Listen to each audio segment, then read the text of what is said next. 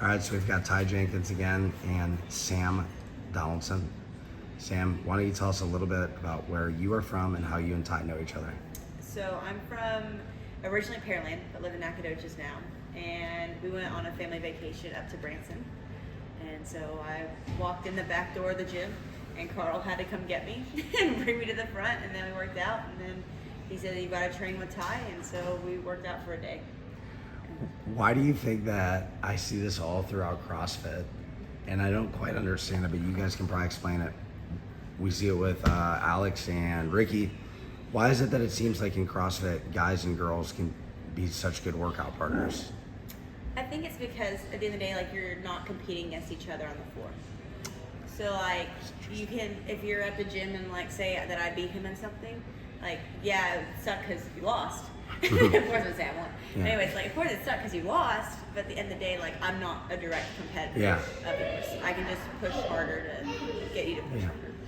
That makes sense. So I have no inside knowledge of this whatsoever. We didn't talk about this, but who won the last workout? It was Neely for the girls, and it was Saxon Pension for the guys. No, I actually meant who won the last workout between you two. Oh, and I have no me. idea. Oh, was it? It was, yes. It was Oh, that okay. wall ball one. It was the wall balls. You took out the rest of it. It was wall balls and burpee box jump overs, and I want to say that one or something. No, there's no rope times in there. Not if I won. Okay. But yeah, and I won bigger sets on the wall balls, and then we Yeah. did lifting after that, so that doesn't really count. Okay. And then we went to I dinner, probably and you won were the- mad, and your mom was like, "What's wrong with Ty?" And I was like, "I won the workout." I probably won the lifting because I, you know. Whatever. But But- no, but- I think I remember. something. Word on the Yeah. street is she does clean 245 pounds, though, so that is pretty hefty. So just to kind of get your background on your games experience so far and everything, do you have any favorites that you're looking forward to seeing tomorrow that you want to win? Or is there a couple, or who are you looking at?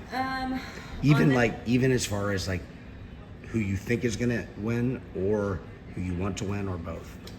I do like seeing Tia, especially coming back after having a baby. I think that's really powerful to a lot of women out there. I'm really close. One of my friends, she's recently had a baby, and so it's super cool to like get to have her also watch and see that coming from that side, because there's a lot that goes in motherhood. And so I'm excited to see that. Team side, I'm excited to see Overtake. Sad Chemo's eliminated today. Yep. I'm excited to watch Overtake. I feel like Kara's team's probably gone. Yeah. I'm excited to watch them compete tomorrow. And then on the guys' side, I've really been enjoying watching Sprague. Honestly, yeah, I know you'd be excited about that one. I have been excited to watch because I remember watching him like just barely miss it at the Syndicate 2 years ago, and so it's really cool to see like him coming back. Sprague for you also. Oh yeah. Yeah, Sprague's my boy. We all love Sprague. We love you if you hear this. Yes. That's awesome. So as far as, can you, actually either of you, let's go to Ty first on this one. Is there anyone who has surprised you by their performance, whether it's really tough to judge because some people are going through some mental things, but I guess trying to put that aside because we don't know what's in people's heads. Is there anybody that surprised you either with not finishing as highly or finishing a lot better than where they're at? Or not finishing, but where they're at right now? Yeah, I mean, I'd say there's a lot that we could say aren't living up to expectations, and there's a lot that's gone into this weekend that's led to that. And so calling out some of those, I don't feel like is really fair, but I would say like Sprague on the men's side and Abigail Dommett on the women's side Yeah. have absolutely blown me away with their performances. Lots of improvements since last year. But yeah, I'd say both sides are speckled with athletes who aren't quite living up to their performance for whether that's overtraining or the events of this weekend. It's hard to know. If it were you, would you be competing right now, do you think, or do you not know? I actually talked to Bill about this today. I would be competing, and I think I would have also done what a lot of the athletes did with the 60 seconds during event 2 to pay my tribute to Lazar. And I can't say I knew Lazar well enough to know exactly what he'd want, but I do know that if I passed away during competition, I mean, I wouldn't want that to hold up the whole competition, knowing that it's how a lot of these athletes make their money, and a lot of them don't have the choice. If they're wanting to continue into next season, they need to be making a living doing this. It's a hard situation either way. Yeah. And like a lot of athletes have expressed, I respect the athletes that withdrew, and I respect the ones that kept on competing.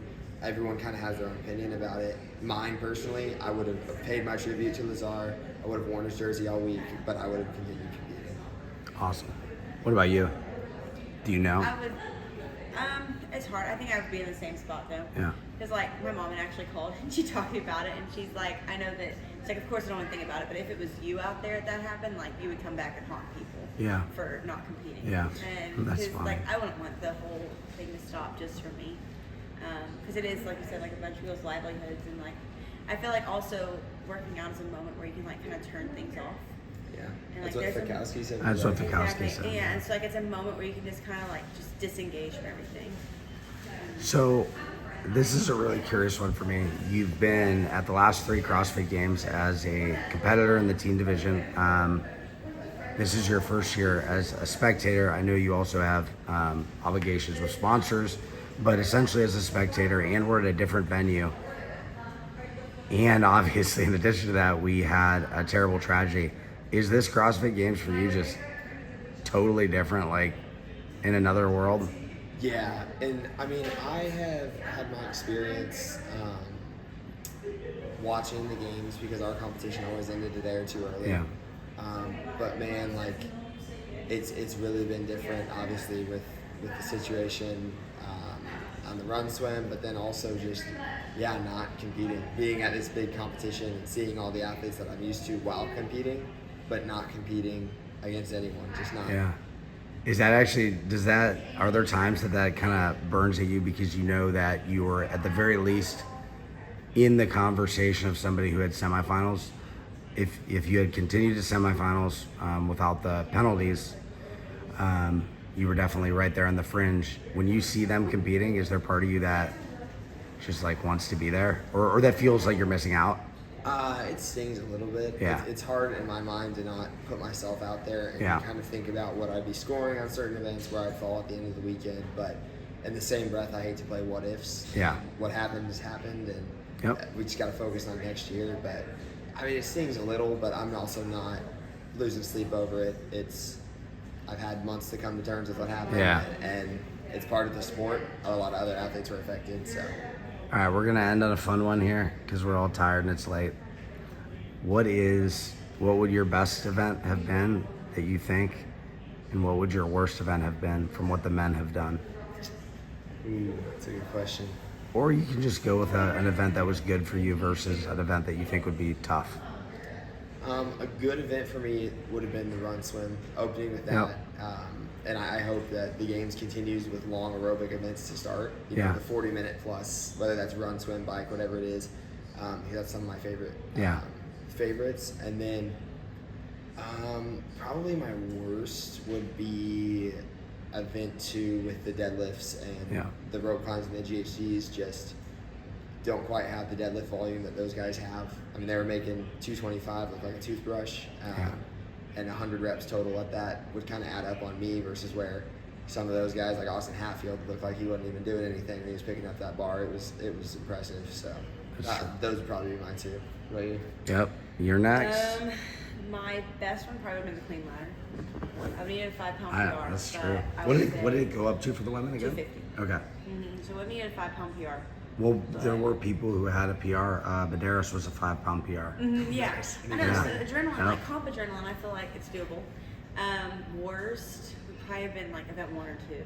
I'm Yeah. a terrible swimmer, like Yeah. absolutely awful. Oh yeah, that's what you said. So that would have been really rough, and I also really do not like deadlifts. Yeah. So that would have also been.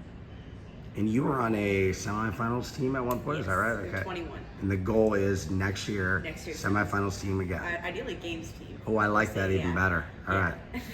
We don't aim for semifinals. Yeah.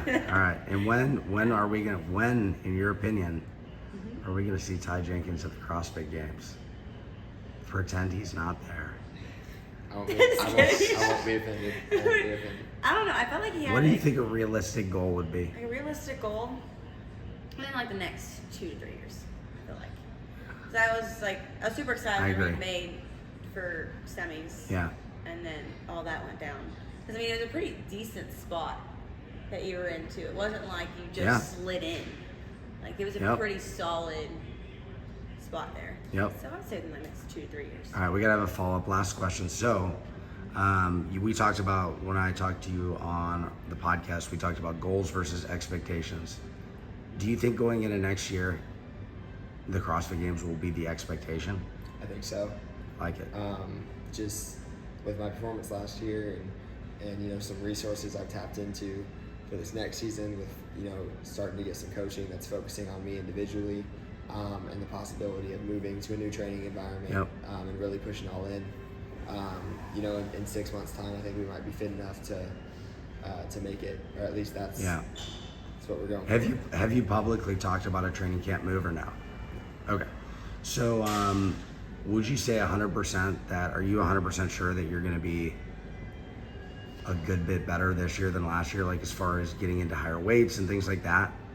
Yeah, I would say the biggest jumps we're going to make this year with my engine. Okay.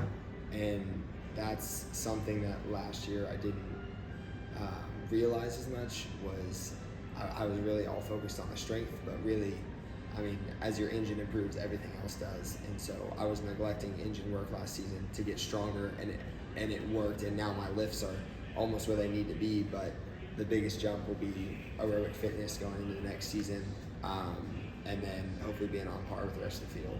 Nice. All right. So we've got Sam. We're looking for you at Games, really, as a team, but first semifinals to make your second appearance, correct? Yes. Okay. And then Ty, we're gonna be shooting for the Games. So we will hope to see you guys there. I appreciate you guys.